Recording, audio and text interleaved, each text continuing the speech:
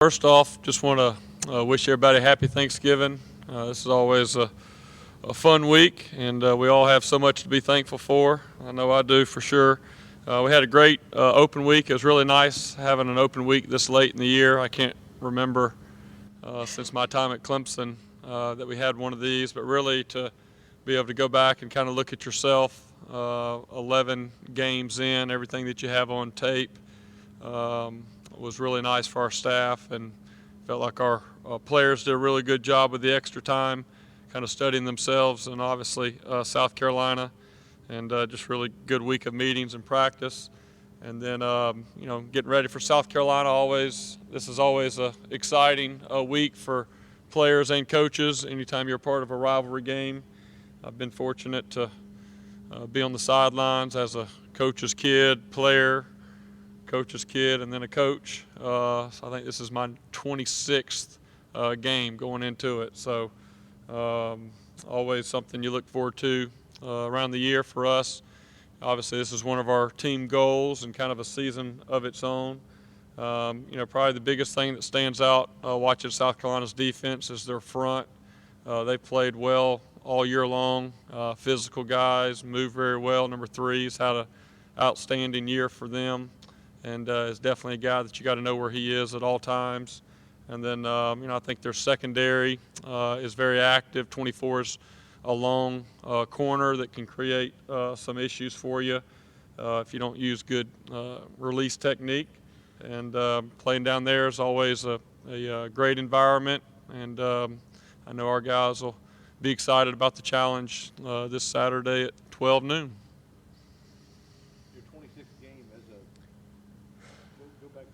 Yeah, as well, my first 5 years were on the sidelines while my dad was coaching down there, and then my next 4 years were as a player here, and then the next 5 years I was on the sideline as a coach's kid, as I was coaching high school ball, and then at Presbyterian. I think our season was over, so I was able to go to that game, and then really for the last 11 years, I guess, as a coach. So I've been on the sidelines of this game in one way, shape, or form for going in my 26th year. So we ask you all the time about your time in Tallahassee, but we never really talked to you about your years in Columbia. What were those like for you? And then, obviously coming to Clemson, and do you keep in touch with any of those guys in school? Number one, that was a long time ago. I'm not going to be able to make it because it's the night before our game, but the school that I went to, Hammond School, is actually having our 20th year class reunion Friday night before the game. They wanted to know if I was going to be able to make it.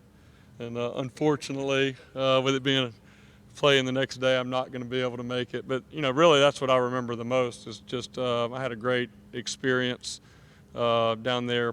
Those were my high school years, going to Hammond, playing football and baseball there. Had a lot of really good friends that I still stay in contact with. But it's funny because it's been so long. I mean, it now literally going on 20 years since my dad moved up this way. It's been a long time. Reminds me that I'm not quite that young coach that I like to maybe remember myself as.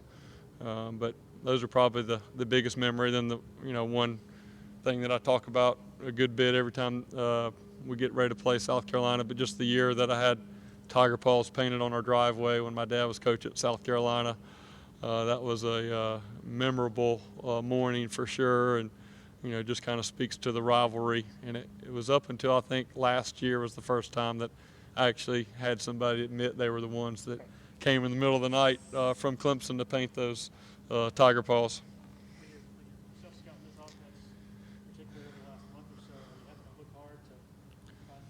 Yeah, I mean, I think the biggest thing, number one, we're playing well. I think our efficiency in a lot of areas is much improved from our last open week kind of self-scout that we did.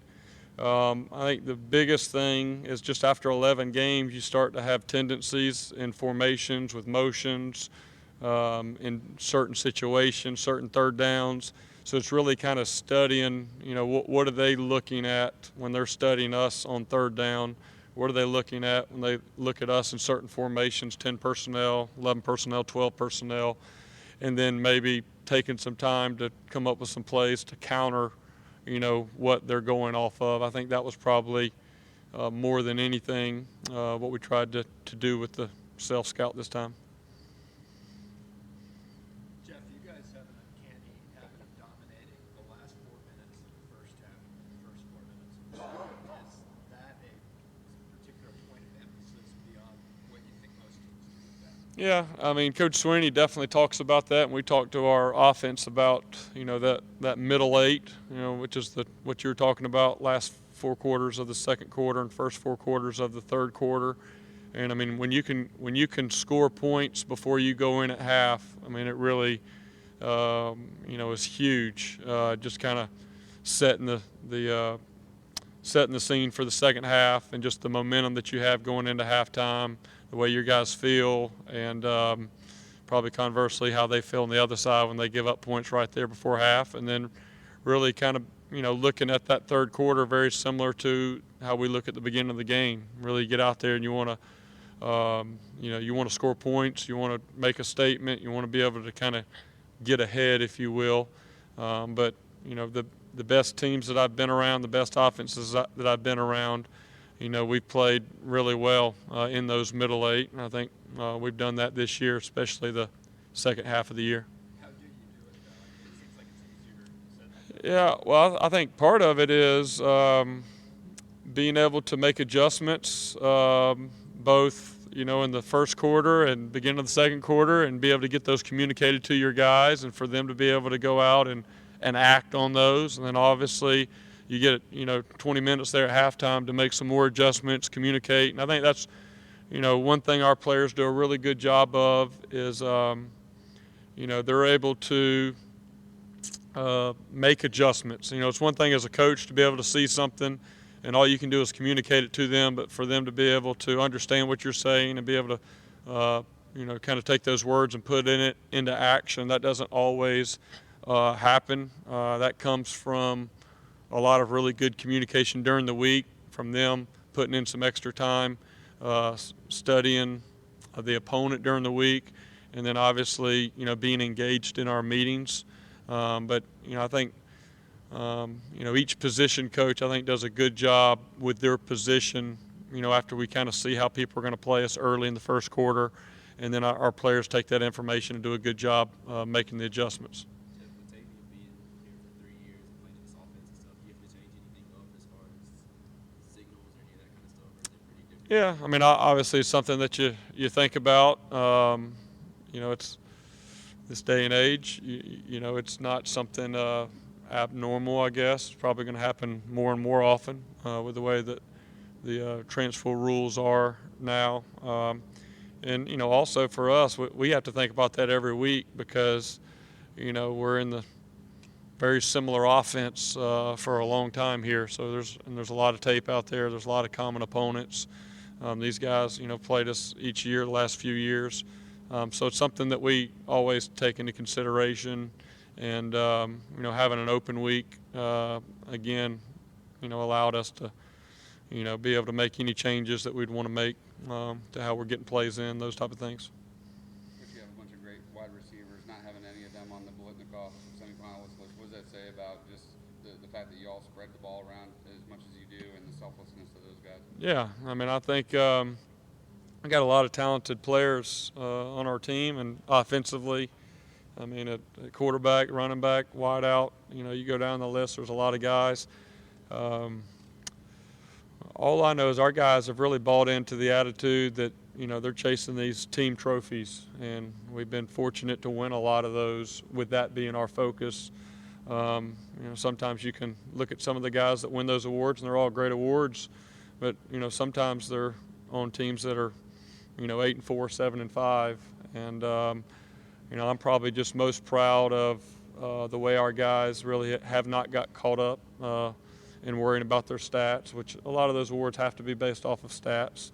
And, I think it says a lot, too, about how well our defense has played. I mean, if you want to sit there and compare offensive skill guys' stats, some of those teams that have really good stats by their quarterbacks and wideouts, they've been playing in shootouts all year long. So they've been throwing the ball for 4 quarters.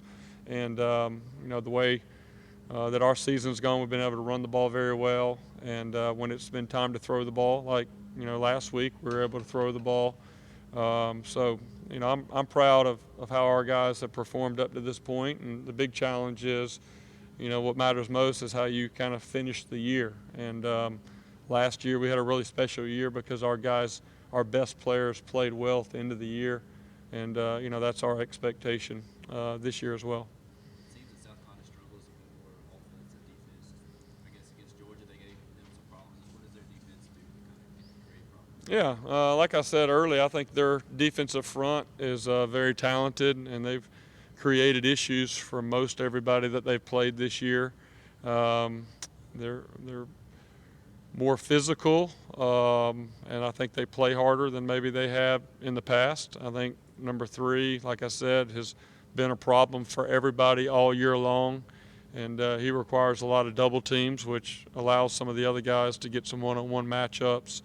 And I think it's definitely the best defensive front that we've played against South Carolina probably in the last 4 or 5 years. So it's definitely got our guys' attention, and our guys know it'll be a good challenge. And we hope as our season goes, we'll continue to play some other teams that have really good defensive fronts. So this is just kind of what you come to expect this time of year as we're in our championship phase. Tim, what are some, as a player and as a coach, your best memories of this game? Yeah, as a coach, probably the best memory is when Deshaun went out there and played on a torn ACL, really kind of turned the streak that was, and just, his determined spirit that, he wasn't going to lose, and that he was going to help us kind of turn that. That was a pretty impressive performance by him and by our team that year. As a player, my main opportunity to play was being the placeholder for field goals. So being able to be a part of the last second field goal there, maybe in 2000, is that correct? That was definitely a memorable experience. But I mean, all of them have, anytime you're a part of a rivalry, there's a lot of big moments. I think the biggest thing that I've drawn from being a part of that rivalry, this rivalry for going in 26 years now, is that the most excited team, the most passionate team is not always the team that wins, it's the team that executes. I mean, I can remember when we had our spell and we weren't winning this rivalry game like we needed to. We wanted to, but we just didn't execute. We turned the ball over. And so I think that's a good reminder for our guys, because there's no doubt there'll be a lot of juice in this game like there always is. But being able to kind of channel that emotion the right way and really focus on ourselves and our execution is really what's going to allow you to have success. Even though that phrase, throwing the records out the window, has it been your experience that the better team usually wins the game in this? Yeah, I don't know. I felt like some of those games that we lost when we were on the other side of the streak, I felt like we had a better team overall, but did not play well enough that day, and they were the better team that day. And a lot of it, if you go back and look at the turnovers that we had offensively, I think a lot of that can be credited back to those turnovers. So, there was a streak at one time that the road team, won the game for several years in a row. So, I think you can look at a lot of different things. At the end of the day, it shouldn't be different than a lot of the games that you play, and that the team that performs the best on that day is going to win. And I think the rivalry part of it and the added juice and emotion and all that stuff, is fun, but can become a distraction sometimes if you let it. And I think that's the reminder for our guys, is to really channel that the right way. And the last few years we have. Jeff, that 2000 game, that's the one where Rod pushed off.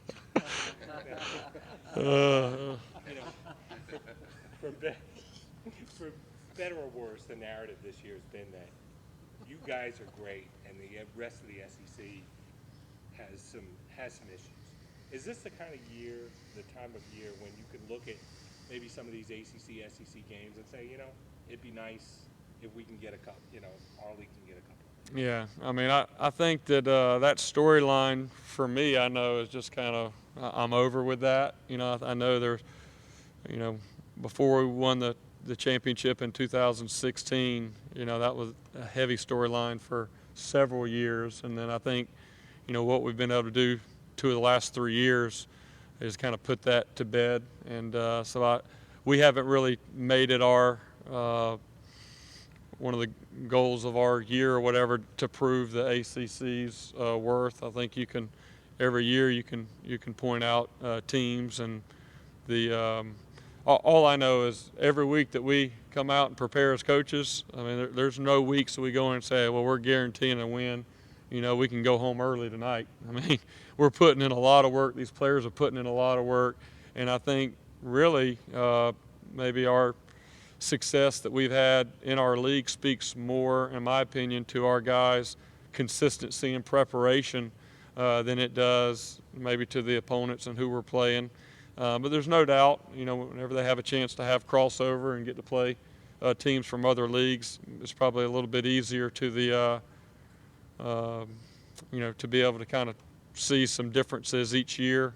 But to be honest, that's not something that we spend a lot of time worried about anymore. I mean, I think we've proven that if we just focus on ourselves and on, having success each week and the things that are required to have success each week, that we're going to have an opportunity to prove, kind of our worth on the field versus, whoever we get matched up with as it goes down the road. And I think our guys have really bought into that mindset and, kind of moved past the whole conference comparison.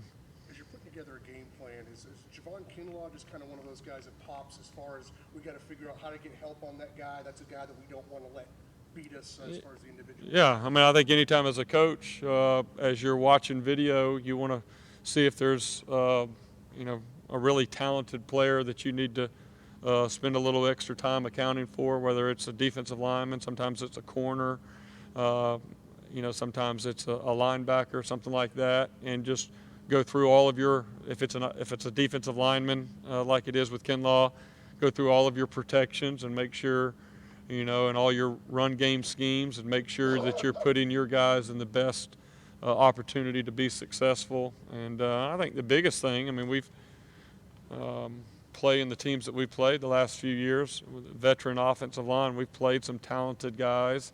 So our guys, have kind of been through this before. So it's really for them as much as it is for the coaches, for those guys to go and watch on video and really study, a really good player and see how well he uses his hands, see some of his tendencies, and understand that, they need to always know where he is and get 2 hands on him and not just give him a shoulder, and understand on third down as a pass rusher some of the moves and different things that he has. But yeah, absolutely, he is a guy that we've spent some time this week really studying, and I think some teams that have had some success against them have found a way, to be able to double team him at times. You can't play the entire game that way, but there's certain times where maybe you can schematically put your guys in a good position to be able to block him. But he's definitely a problem, and much improved from where he was a year ago watching last year's video to what he's done on video this year.